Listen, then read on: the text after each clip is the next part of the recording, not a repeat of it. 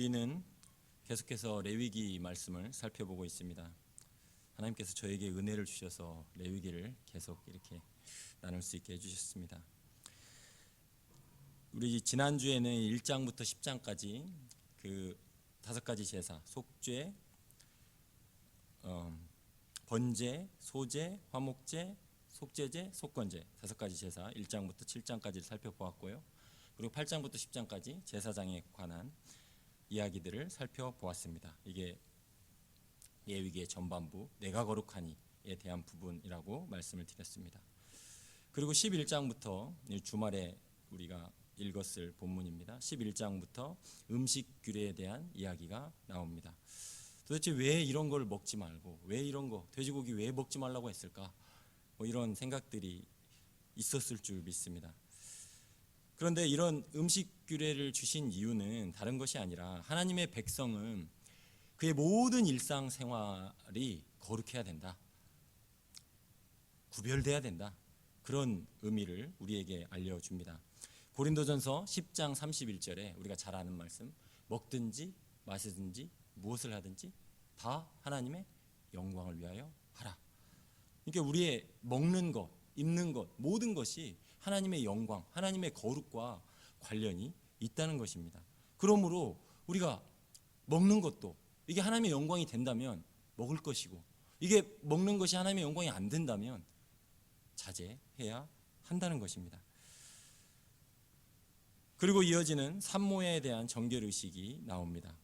그리고 오늘 살펴보는 본문 13장, 14장에서는 나병과 그 정결의식에 대한 이야기가 이어집니다. 구약에서 나병은 하나님 앞에 죄로 더러워진 우리의 모습을 나타냅니다. 다윗은 시편 51편 7절 말씀에 이렇게 말씀합니다. 우슬초로 나를 정결하게 하소서, 내가 정하리이다. 나의 죄를 씻어주소서, 내가 눈보다 희리이다. 오늘 읽었던 본문에 우슬초가 나오죠. 이 제사의 구약 그 모습을 상상하면서, 기억하면서 다윗이 이렇게 기록했을 것입니다.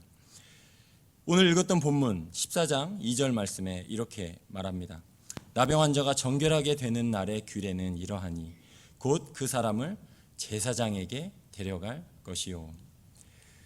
나병 환자가 정결하게 되었다고 판정하는 일은 제사장에게 맡겨집니다. 여기서 이런 질문이 생깁니다. 왜 제사장에게 보이도록 했을까요?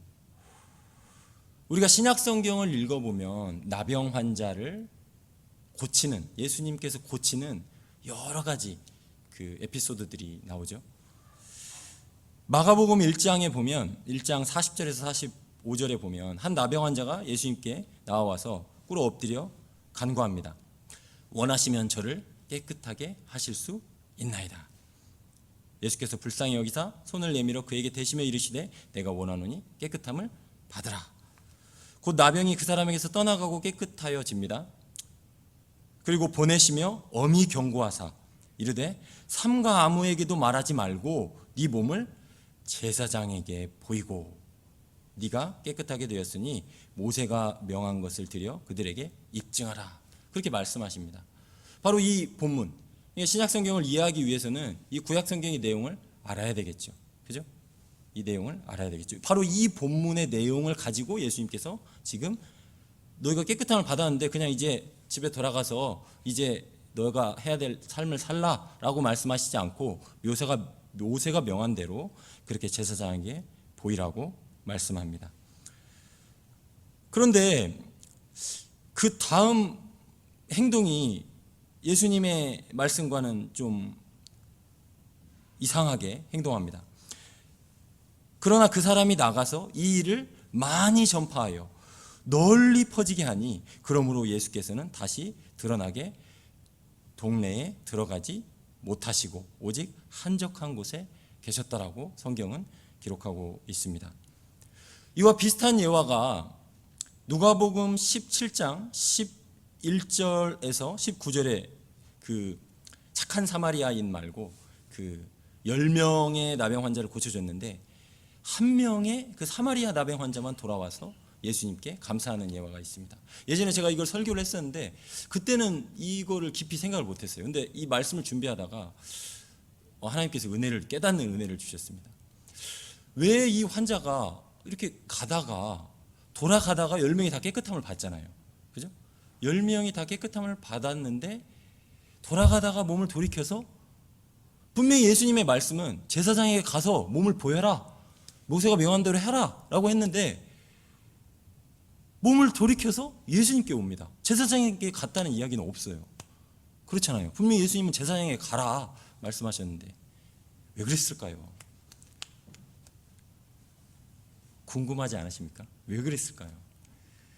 제가 어제 이거 저희 딸 찬미에게 물어보니까 막 신나하더라고요. 밥 먹으면서 아빠 왜 그랬을까? 막 신나하더라고요. 저도 신나더라고요. 찬미가 신나하니까. 한참 끌다가 알려줬습니다. 힌트를 막 여러 가지 주면서 알려줬습니다.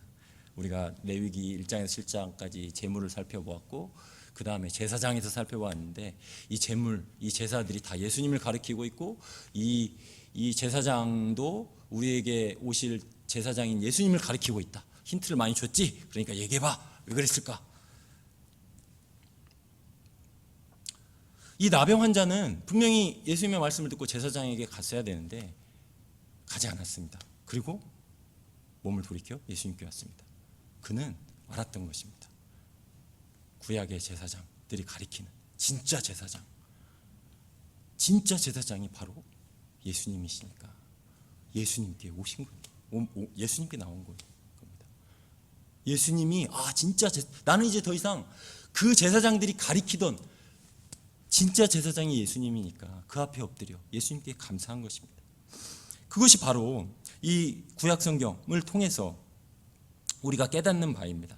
예수님을 만난 사람은 이제 더 이상 다른 제사장에게 갈 필요가 없습니다. 왜? 진짜 제사장, 구약 제사장들이 예표하던 참 제사장이신 예수님께서 오셨기 때문입니다. 우리는 영적 질병의 치료를 위해서 예수님께 나와야 합니다.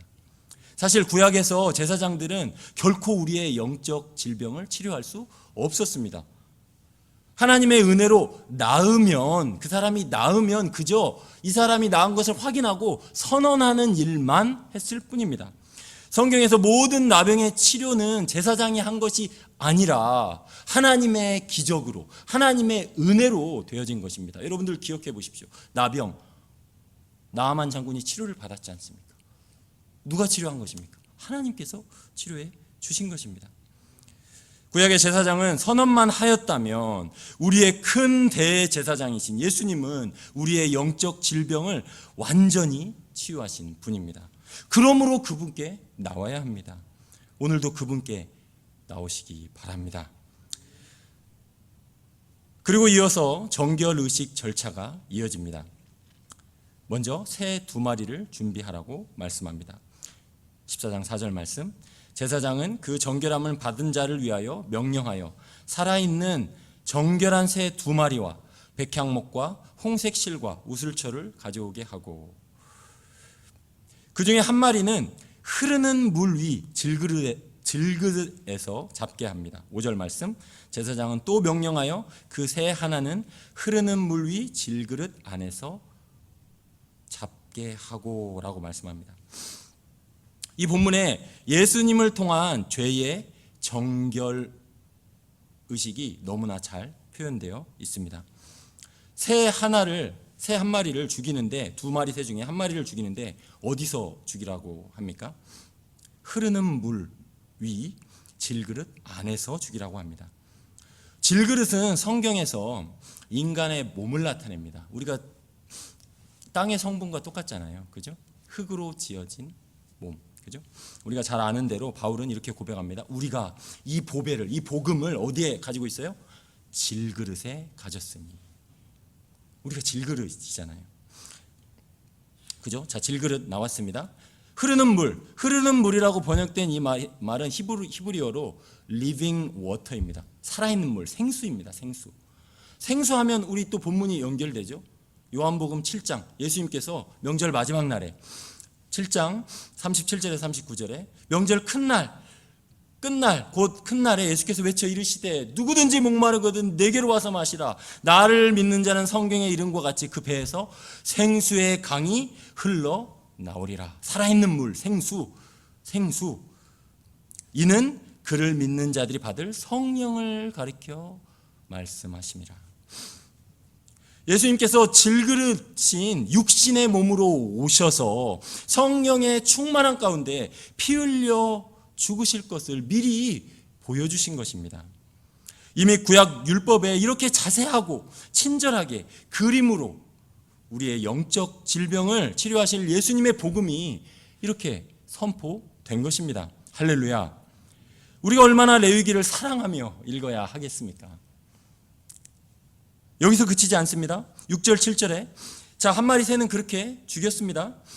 다른 한 마리 새는 6절 7절에 산채로 가져다가 백향목과 홍색실과 우슬초와 함께 가져다가 흐르는 물 위, 생수라고 했죠. 생수. 흐르는 물 위에서 잡은 새의 피를 찍어 자, 죽은 새의 피에다가 찍습니다. 살아있는데 파닥파닥 하는 이 새를 죽은 새의 피에다 찍습니다.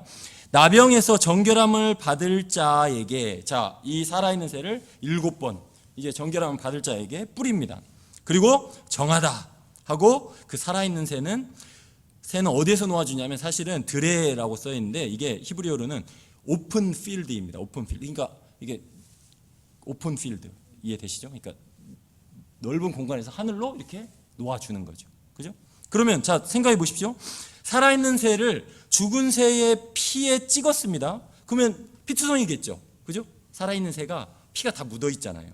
그 피 묻은 자국을 가지고, 그 핏자국을 가지고 이 살아있는 새가 어디로 갑니까? 하늘로 날아가는 것이죠. 이 그림을 한번 생각해 보십시오. 정결함을 받은 자의 그 깨끗하게 되었다는 것을 선포하는 이 의식을 상상해 보십시오. 살아있는 새가 핏자국을 가지고 하늘로 날아가는 모습을 생각해 보시기 바랍니다. 누가 떠오릅니까? 예수 그리스도께서 우리를 위하여 피 흘려 죽으시고 부활하셔서 하늘로 올라가시는 모습이 떠오르지 않습니까? 결국 우리의 복음적 정결, 복음적으로 우리가 어떻게 깨끗하게 되어지는지가 레위기에 아주 잘 분명하게 그림 언어로 설명되어 있는 것입니다. 예수님의 피 흘리심과 부활과 승천을 믿음으로 바라보는 자에게 하나님 앞에서 정결이 선언되는 것입니다. 이렇게 정결함을 얻은 사람은 다음과 같이 해야 합니다. 8절 9절 말씀 같이 읽겠습니다. 시작. 정결함을 받은 자는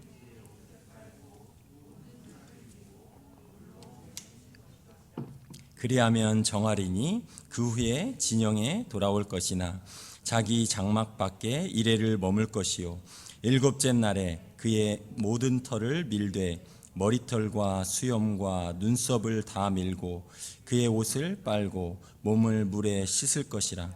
그리하면 정하리라.